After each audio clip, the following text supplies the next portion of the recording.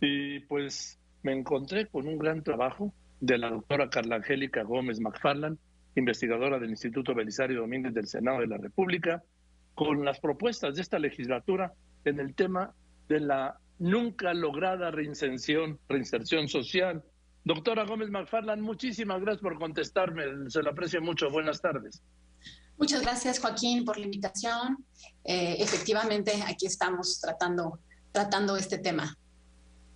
Aquí en su trabajo hace una serie de consideraciones de número de reos por cárceles,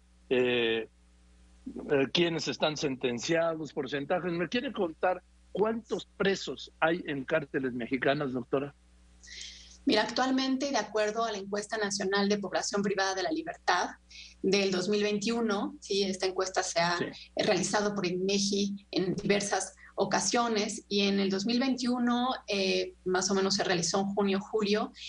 Había aproximadamente 220,000 personas privadas de la libertad en centros penitenciarios federales, estatales y también en centros de tratamiento de justicia para adolescentes. Me impresiona mucho un dato que aporta usted, doctora, que dice que pues una mayoría abrumadora de los internos son hombres. Así es, sí, efectivamente el 94%, poquito más, son hombres y el 5.6% aproximadamente son mujeres, que en su mayoría también están presas por portación de drogas ilícitas. Y bueno, también resaltar, ya que tenemos este espacio, que la mayoría de las mujeres tienen privadas de la libertad tienen hijos y más del 67% tienen hijos menores de edad. Y de ese porcentaje, más de la mitad tiene hijos, 2 o 3 hijos. Entonces, bueno, esto quiere decir que la privación de la libertad no solamente conlleva una sanción al que presuntamente cometió un delito, al que presuntamente violó la norma penal, sino también una afectación a las personas, al tejido familiar, las personas que ellos o ellas cuidan, que son sus sustentos económicos, entre otros. Y además, en este caso que menciona, doctora, se da el caso dramático de las mamás que viven con sus hijos en la cárcel, creo que hasta los 6 años, ¿no? Así es, bueno, en teoría son hasta los 3 años, deberían estar con sus madres hasta los 3 años. Sin embargo, bueno, esto, aunque no lo abordo en esta investigación, se aborda en otra investigación que más o menos se publicó hace unos 5 años, en donde la situación de las niñas y los niños menores de 3 años que viven con sus madres en prisión es bastante denigrante, es decir, no solamente nacen, crecen, se van desarrollando en la primera infancia en las cárceles, sino que el proceso de separación muchas veces ya se ha dado casos donde es muy abrupta la separación que tienen con sus madres. Y bueno, hay varias asociaciones civiles que dan este servicio de este apoyo y van acompañando tanto a las madres como a los niños, ¿no? En esta separación. Sí, ese desprendimiento es terrible, es devastador para el menor y para la madre. Así es, efectivamente. Sí, de hecho, bueno, las condiciones de los centros de reinserción social, como bien comentaste, en teoría deben ser pues un preámbulo, no solamente la sanción por el delito cometido, que si nosotros nos damos cuenta, el 70% de la población privada de la libertad ya tiene una sentencia, pero el otro casi 30% está en proceso. Incluso con el sistema penal acusatorio, lo que se intentó es que justamente no fuera este sistema inquisitivo, sino fuera un sistema en el cual realmente hubiera estas evidencias para pues acusar al presunto responsable y de alguna manera seguir el proceso si se amerita en una prisión preventiva oficiosa, dependiendo de los delitos o del delito al que se le esté inculpando. Si no, pues se puede seguir este proceso penal fuera de las cárceles, porque bueno, lo que está pasando es que las cárceles se están sobrepoblando y es mucho más complicado lograr una efectiva vida intracarcelaria, ¿no? Con pleno respeto a los derechos humanos. Hemos visto en el censo del sistema penitenciario, de centros federal y estatales y también en la encuesta nacional de personas privadas de la libertad, que hay un casi 100% de ocupación en promedio, pero hay cárceles, por ejemplo, en el Estado de México, donde la ocupación es más de 250%. Es decir, que las camas útiles pues no son suficientes, si bien hay estados de la República donde, por ejemplo, Yucatán, donde hay una ocupación que incluso sobran camas. Bueno, hay otros estados de la entidad, como es el Estado de México o incluso Nayarit, donde no hay camas suficientes ni siquiera. Entonces, claro que si internamente la vida no se presta para tener un desarrollo personal, pues el proceso de transición a la liberación tampoco hay un seguimiento. Y sí quiero comentar que en el 2021 se tuvo aproximadamente 106,000 egresos de los centros penitenciarios. Y bueno, no hay un seguimiento, no hay un registro para saber pues quiénes son, dónde están esas personas y si realmente pues, pudieron reinsertarse. Esto por qué afecta y por qué nos tiene que afectar a nosotros y preocupar como ciudadanos, es porque justamente también inciden en reincidencia delictiva. No podemos hablar de seguridad pública si no se habla de una reinserción efectiva y también, o sea, del sistema penitenciario, como bien comentaste, y por lo tanto de un seguimiento y un sistema postpenitenciario, ¿no? Que no se está abordando, que no se está dando un presupuesto conveniente. O sea, doctora Gómez McFarland, salieron 106,000 internos, por dar una cifra, de los cuales hoy no se sabe dónde están, a qué se dedican, absolutamente nada. Y lo que apunta usted, el tema de la reincidencia. Así es, de hecho se tiene una reincidencia en hombres del 21%. Es decir, cuando se levanta esta encuesta nacional de población privada de la libertad, se les cuestiona a ellos si es que han tenido alguna sentencia previa a la sentencia actual, por la cual están actualmente recluidos, y el 20% dice que sí tuvo una sentencia previa a la situación actual. Por ejemplo, es diferente el porcentaje en mujeres, que solamente es el 6% o menos del 6% de reincidencia.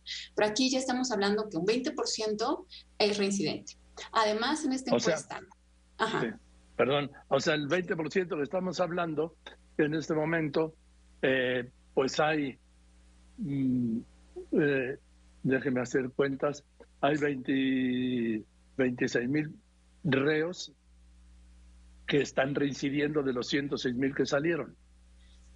Por decir un ejemplo, digo, no es tan directa la cuenta, pero sí, efectivamente. No, pero vamos, es aproximadamente. Un aproximado. Así es, sí. Así es, efectivamente es un aproximado en el que dice, bueno, egresan 106,000 personas y se tiene un porcentaje de reincidencia del 20%, bueno, ¿cuántas personas ya están a punto o están cometiendo de nuevo delitos? Y además, un gran porcentaje pasan al menos 2 años en libertad antes de ser reincidentes. Entonces, se tiene un tiempo suficiente como sociedad en diferentes sectores para realizar prácticas, políticas públicas, también de la mano con sector público, social, sector privado, para dar oportunidad. Por ejemplo, ya las expectativas de salida, los presos, más del 50% señalan que van a tener dificultades en cuestión laboral una vez que salgan. Casi el 30% que van a destruir o que van a encontrar destruido o desvanecido completamente su red de apoyo familiar, incluso de amistades. Entonces, de cualquier manera, esto es, bueno, si es que no hay oportunidades laborales para los que estamos libres, ¿no? ¿Por qué a los que recién o los que ya tienen una sanción y demás, por qué tenemos que ver por ellos? Es por la conveniencia de todos en realidad. No se va a poder hablar de esta seguridad si es que no se hace énfasis en este punto. Ahora, este dato usted, en centros estatales el 50% de la población, ¿sí? Comparte celda con otras 5 personas, que es un promedio, ¿no? En algunos casos pueden ser 25 o 30, donde estos penales, sobre todo locales, doctora, que incluso duermen atados a las rejas y que los llaman ahí en ese medio submundo de las cárceles los vampiros. ¿Cómo se van a reinventar así? Así es, sí. De hecho, por ejemplo, si tenemos que la entidad del Estado de México se tienen 14,300 camas útiles y son más de 30,000 presos, bueno, pues ahí te puedes dar una idea de que pues, la mayoría no tiene ni siquiera una cama, ¿no?, para dormir. Por ejemplo, en Colima sí, ¿no? La tasa de ocupación es del 33%, entonces quiere decir que todavía hay espacios para ello. Pero si nos damos cuenta, el 2016 por ejemplo, al 2021, ha aumentado, de acuerdo a esta misma encuesta, de 211,000 personas que estaban privadas de la libertad, ahora 220,000 personas. Por otro lado, lo que sí ha habido cambios significativos en estos últimos años es, por ejemplo, aquellas personas que platican o expresan los motivos de su detención y el proceso en el que lo detuvieron. Es decir, si hubo o no hubo alguna detención legal, no una orden judicial para su detención, y también si es que ellos consideran que se les está acusando falsamente de la comisión de delitos. De hecho, más del 43% considera que fueron acusadas falsamente. Y entonces, esto es gravísimo. Eso es gravísimo porque eso quiere decir que 4 de 10 personas que están privadas de la libertad han señalado que han sido acusadas falsamente y por lo tanto, de ser cierto esto que ellos mismos expresan, bueno, pues no deberían estar en un centro de reclusión, que además implica mucho presupuesto mal repartido. En los centros penitenciarios federales se llevan un gran presupuesto a comparación de los estatales. Y bueno, sí, eso también... Y si usted habla, doctora, del 40%, estamos hablando de 88,000 personas, el 40% de los 220,000 detenidos, aproximadamente. Sí, claro, esta es una encuesta que levanta pues, lo que ellos expresan, ¿no? Lo que ellos expresan, digo, pero de cualquier manera datos, es un... Pues, así es. Es como dice usted en su estudio, el Estado de México es la entidad federativa con más población privada de libertad, con 34,092 personas. Le sigue la Ciudad de México, con 26,500. Y este dato que da usted de las poblaciones en los reclusorios, ¿los tiene ahí en la mano para que nos lo dé? Sí. ¿Cuánta gente hay en el reclusorio no Oriente y todo esto? Así es. Sí, efectivamente, aquí los centros penitenciarios del Estado de México que más reclusos albergan, tenemos el Cerezo Ecatepec, doctor Sergio García Ramírez, seguido del Cerezo Tlalnepantla, Juan Fernández Abarrán, y del Cerezo Nezahualcóyotl, ¿no? Entonces aquí tenemos... Y la verdad es que también es interesante conocer estos datos porque sí, también hacemos una comparación con las expectativas de salida. De hecho, por ejemplo, en algunos centros reclusorios de la Ciudad de México hay hasta el 30% de las personas que han encuestado que dicen y esperan, lo que ellos esperan una vez saliendo es que probablemente vuelvan a cometer delitos. Entonces, las personas están diciendo que una vez que van a egresar, que van a ser liberadas, van a volver a reincidir, ¿no? O van a reincidir en esta violación de la ley penal. Entonces, algo no está funcionando internamente, a pesar de que tenemos... ¿Qué hay que hacer para que funcione, doctora Gómez McFarland? ¿Qué hay que hacer para que funcione? Pues mira, en primer lugar, creo que tenemos... Es el trabajo que ha hecho. Así es. Hay varios programas y hay programas incluso en el país, sobre todo en otros países, hay programas en los que sí se pueden comparar algunos factores que pudiéramos utilizar aquí para programas o políticas públicas de transición, en el que una vez que ya se dicta una sentencia, que sabemos aproximadamente el tiempo que va a estar la persona recluida y hacer este proceso, este plan de vida y esa transición. De hecho, en la Ley Nacional de Ejecución Penal se habla sobre un plan de vida, un proyecto, casi caso por caso. Yo sé que es complicado y hemos platicado incluso con personas que están en sistemas postpenitenciarios a nivel estatal y me dicen, Carla, no hay presupuesto suficiente, ¿no? Somos 3 personas en el sistema postpenitenciario, no sé, de Aguascalientes, por ejemplo, o incluso platicado con jueces de ejecución penal que justamente son los que llevan todo este proceso de internamiento. Dicen, no hay recursos, o hay, pero ¿dónde están? De hecho, bueno, no está en esta investigación, pero sí hay contratos que se han dado a empresas particulares para que lleven parte de los servicios de los centros penitenciarios federales, por ejemplo. Y bueno, ahí creo que también en cuestión de transparencia y rendición de cuentas vale la pena pues echarse un clavado a estas cifras, porque en las cárceles federales, de acuerdo al gobierno federal, a este gobierno, 3,000 pesos diarios se gastan por un reo. Y entonces, ¿cómo? 3,000 pesos son por cada uno de los reos. ¿Y dónde están? ¿No? ¿Dónde está justamente la calidad dentro y la transición y una vez el seguimiento, una vez que salen. Además, doctora Gómez McFarland, esto que va a decir, 3,000 pesos diarios son 180,000 pesos al mes. En los centros penitenciarios federales, ahí hubo un comunicado de la Secretaría de Seguridad hace un par de años que no lo incluye en este estudio, pero bueno, estuve ahí revisando que bueno, es una cantidad que ellos presentan como los contratos que se dieron a ciertas empresas, ¿no? En sexenios anteriores. Habrá que ver en ese sexenio también cuáles son estas cifras, porque entonces no solamente se trata de presupuesto como tal, sino de cómo se está ejerciendo el mismo, en qué tipo de programas y cuál es el acompañamiento que se da internamente y una vez liberadas las personas. También es importante reconocer que no todo se trata del sector público, sino que también el sector social está haciendo una labor importante, las organizaciones de la sociedad civil, en este aspecto, en el sistema penitenciario y postpenitenciario, y también el sector privado.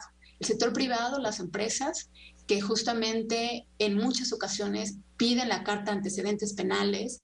Hay pronunciamientos de la Comisión Nacional de los Derechos Humanos, pronunciamientos de organismos de derechos humanos internacionales en los que justamente señalan que se vulneran los derechos humanos al solicitar esta carta de antecedentes penales, porque estás obviamente sancionando de nuevo a alguien que ya recibió la sanción, que ya cumplió con su pena, ya la comprobó dentro de la cuestión legal señalada, y que tú al solicitar esta carta de antecedentes penales vuelves a castigarla.